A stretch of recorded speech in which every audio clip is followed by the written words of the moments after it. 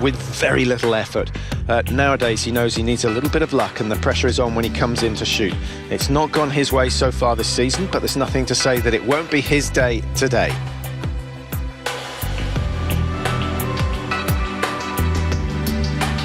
Landetinger leading his way up the hill, ahead of Foucault, then Bjorndalen. Freddie Pinter, 2 Austrians in the top 4.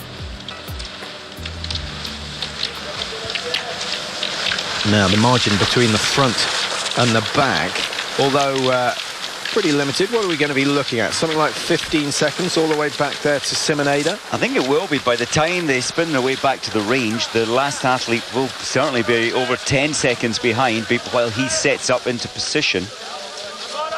Of course, the range has to fill in from lane 1, which is to the extreme right of the shooting range. Simon Eder at the back there, Mike.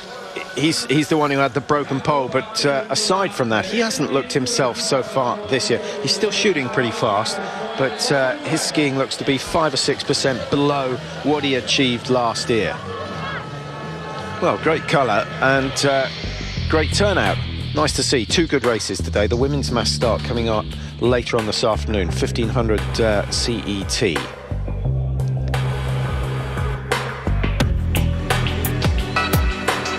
The speed at which Simon Eder, they're just picking up that spare pole. He shoots so fast, but this is now going to tense him up. He's at the very back of the pack.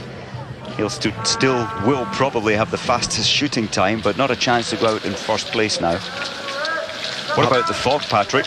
Well, it's a good thing that the fog is at the top of the hill and not down in the range area, so I don't think it's going to prove a problem. It's not quite like the alpine skiing we saw from Val Gardena yesterday, where they were racing at 90 mile an hour through thick cloud. Insane stuff. But should the fog level drop, it's still got to be very thick, Mike. In the last 10 years I can think of 2 or 3 occasions where we've had to stop a race due to the fog. Oslo is a resort that often has problems. Oberhof certainly, and if you go way back to the Olympics, what was it, 98 in Nagano? That's right. The snow affected the visibility on that day. It was snowing so heavy you couldn't see through your sights.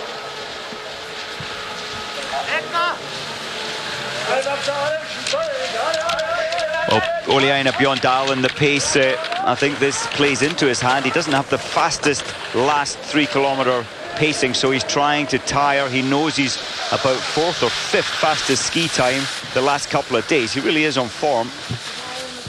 Wants the early position into the range. Well, there's no doubt that Oleaina will be enjoying this occasion. It's what he wants, to be racing at the front. 21st to 18th he went yesterday. A little bit disappointing. He still missed 4. Was skiing very well. Take those 4 misses away and he would have been involved in the sprint for the line. But Oleaina once again letting himself down on the multi-shoot events. Another broken pole coming from an Austrian again. That was Landetinger. They take the lane that corresponds with their bib number, and Bjorndalen striking very early. I'm not sure that first shot from Bjorndalen wasn't wide. We'll try and confirm that in a second. No, yes he has. He's missed 1, but he gets 4 remaining shots down. Bjorndalen on the snow again, a penalty loop to pay, and those going clear, and he burned back as you would expect. Justegov, who is the Olympic mass start champion, going clear, and Martin Foucault taking an absolute age to get the first 4 away. Surely that's a mistake on the caption, Mike. I think that must be. Yeah, he's come out in 4th place, so that's a mistake. Don't pay too much attention to that. Freddie Lindstrom's gone 5. Pinter has gone with 5 as well, and Simon Schemp. So again, Mike Bjorndalen working hard on the skis, but losing it with the shooting. 20 seconds given away. That's a lot to lose, although it's early stages of the race. You can afford to miss 1 in the first visit, but then you have to hit the next 15. Now I'm trying to cast my mind back to the Olympic mass start, Mike, which, as we mentioned, Justegov won, and I'm just trying to remember where he made his move. He managed to take the advantage on the last shoot. He had the perfect 20 out of 20, and he just clinched it on the final visit to the range.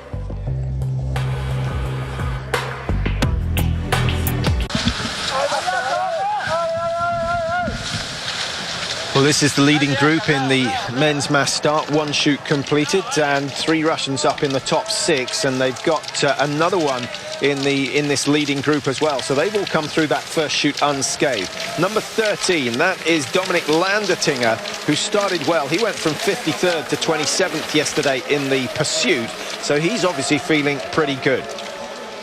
Now, I can only see, 4 or 5 who missed 2 targets on that first shoot. Here, these men all missed 1. Number 11, Alexi Berth. Number 19, Oleina Bjorndalen. Number 2, Emil Hegler Svensson. Not a very good shoot for the Norwegian team, Mike. A little surprising that possibly the intensity Bjorndalen came in. He was in a hurry to get his first shot off. And 19 of the best 30 have hit the perfect 5 out of 5, though, in the prone shooting.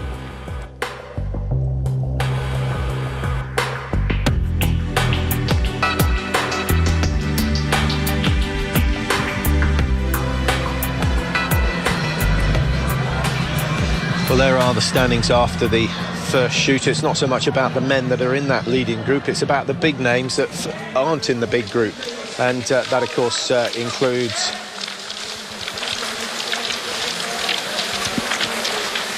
Svensson, lying second in the World Cup standings. He's down in 20th position at the moment. Carl-Johan Bergman has missed. Just having a look to see how Bergman's teammate Bjorn Ferry got on. I think he's up in the top 15, some 12 seconds off the leader. So Bergman, Ferry, I think, coming through that first shoot unscathed.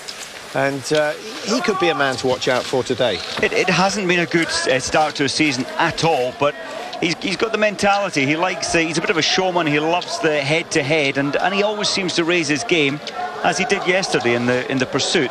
Berger, I really thought that Lars Berger, and maybe he will, if he gets the next 15 shots, he has a real chance of moving into the top 5. So that was Berger wearing 26 ahead of Eberhardt wearing 29.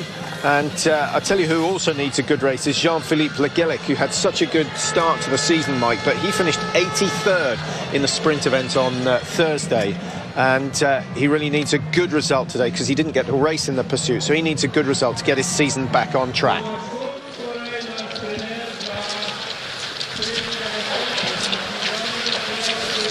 Up into the mist for the second time today, and Ustigov has handed over the lead to his teammate Garanichev. Shapulin's moved up alongside him, and Landertinger is the best of the Austrians at the moment, but it's so tight in this group.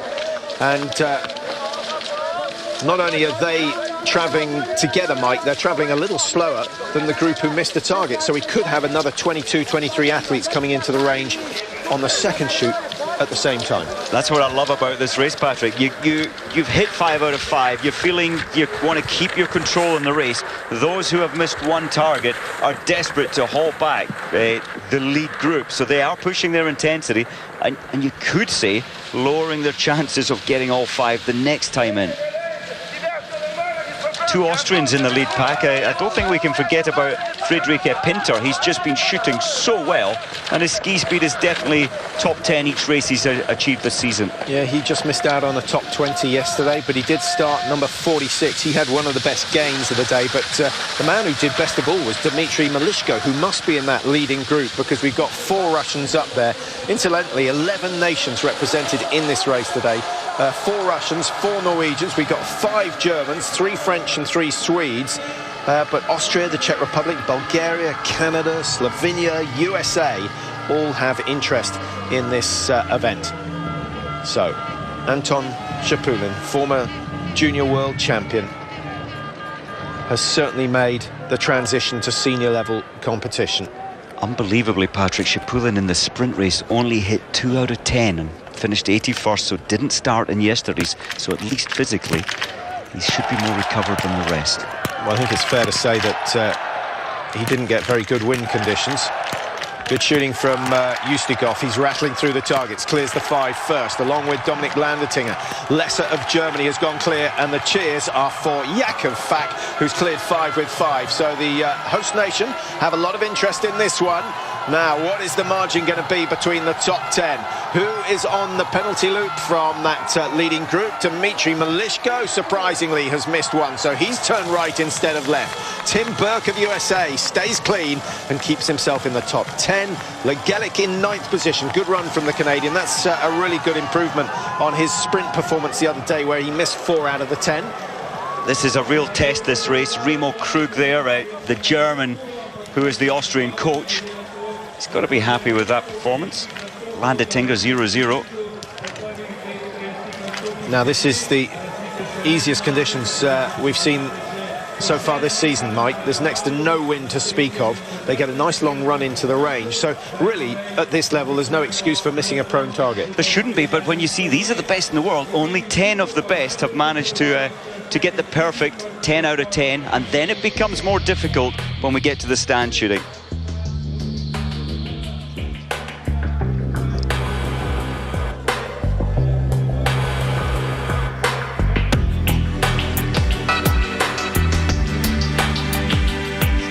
Ustigov looking very, very confident. He shot clear in the sprint. Bizarrely, he missed 3 in the last stand yesterday, so that's something that might plague him when he comes in for the final shoot today, should he clear the first 15 targets. We saw that with Ustigov as well, Patrick, in the pursuit in Hochfels, and he missed 2 in his last stand, coming in with the leading group when he came in to shoot those 5. Well, Eric Lesser is one of the revelations of the season, isn't he? He's